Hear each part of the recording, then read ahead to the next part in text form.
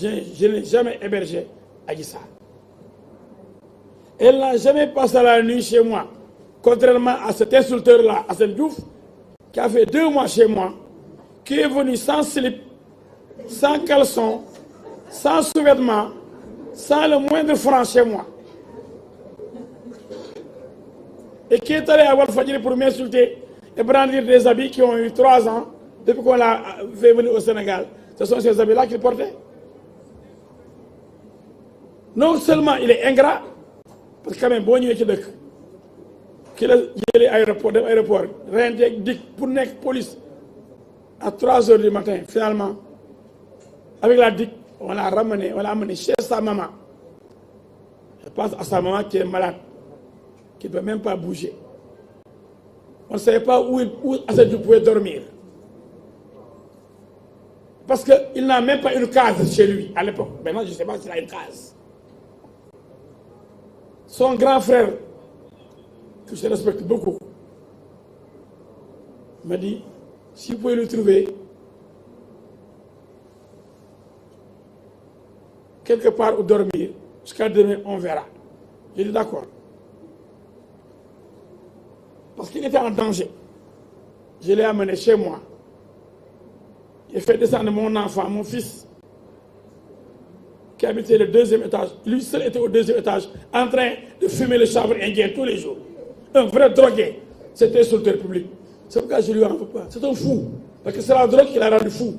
Donc je n'ai pas répondu à un fou qui a, pendant plus de 2 mois, dormi chez moi, mangé chez moi, et qui m'a dit le jour de son arrivée, de me dire que je me 200 000. Je lui remets 200 000, je lui ai amoo dara jël ay jean jox ko jël sous-vêtement jox ko jël ay polo jox ko sur tabaski jox ko bassin bu bees tàq couleur cravate ak dàllam. Et le marabout Assane Diouf de Touba, l'ex-époux de Ndeye Fatou Ndiaye de Walf, est venu chez moi à Zalmadi le prendre. Ils sont allés chez Abdoulaye Wade, ils sont allés ensemble après à Massalikul Jinaan. C'est ça Assane Diouf là qui va dire, non seulement je l'ai défendu au tribunal, je l'ai fait libérer 2 fois. C'est lui qui va voir Papa Ndiaye, le plus tordu des journalistes, qui a même fait la prison récemment pour avoir volé, escroqué des Sénégalais et avoir dénigré des procureurs et des juges. Je n'ai jamais vu un journaliste aussi menteur et aussi malhonnête que Papa Ndiaye. Je ne sais pas pourquoi, parce que lorsqu'il est revenu, on l'a repris là-bas à Walfadjri. On aurait dû le licencier pour faute lourde. Mais je vois que Walfadjri, que j'aime bien, de mon ami Feu Sidi Niass, c'est l'ami. Walfadjri fait preuve de complaisance vis-à-vis de Pape Ndiaye, qui raconte n'importe quoi. Il avait dit qu'Adji Sarr était malade, qu'on avait porté plainte contre moi et les gens qui la défendent. Alors c'est finalement lui qui est allé en prison. Et tout ça est faux. Alors, sur donc l'affaire Adji Sarr, toujours, j'ai dit, par rapport à une question qui m'a été posée, que normalement le procès pourrait se tenir en 2022. Je n'ai pas dit que le procès aura obligatoirement lieu en 2022. Mais je dis, je le répète, que s'il y a eu du retard, c'est parce que le juge chargé de l'affaire est décédé. Et il ne peut pas quitter sa tombe pour interroger Ousmane Sonko et organiser la confrontation entre Sonko et Adji Sarr.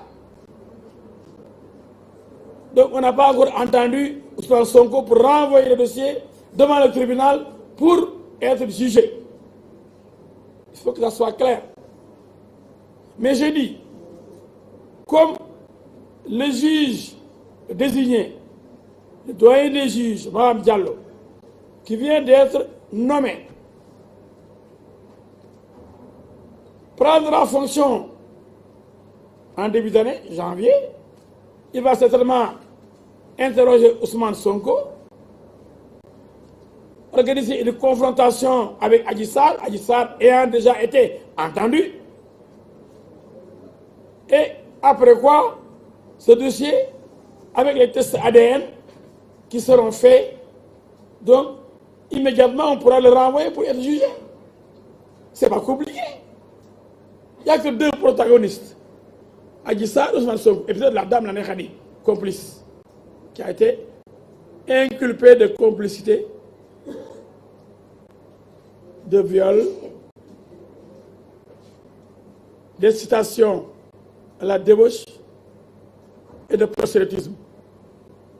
Mais comme les Khadija est malhonnête, mais je l'ai même entendu se contredire.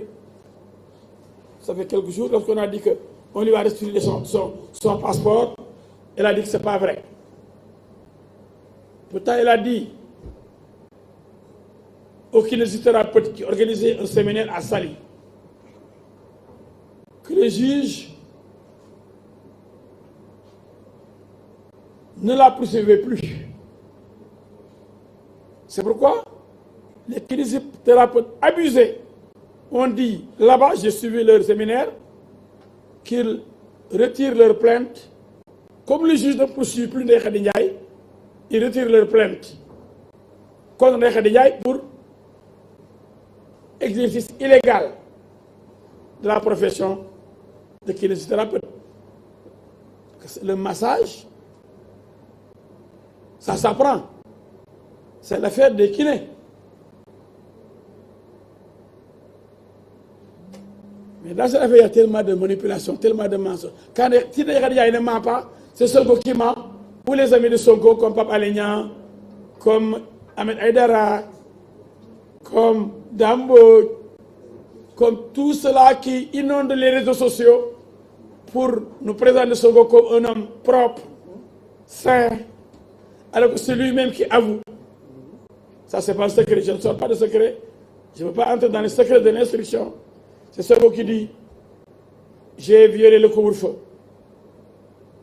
Quand je quittais chez moi, le couvre-feu était déjà en cours. Je n'avais pas de garde-corps ce jour-là, je suis parti seul. Je n'ai même pas utilisé les services de mon chauffeur. Seul la nuit, en plein couvre-feu, un député, parce qu'il est député, donc quand il brandit, maintenant on ne parle de passeport là, mais ceux qui brandissent leur cadre de député là pour violer le couvre-feu, c'est comme ces députés qui violent la loi en cherchant des passeports diplomatiques pour des épouses fictives. Parce que là aussi, il a triché pour sortir. Alors, Ousmane viole le couvre-feu. Ousmane n'a pas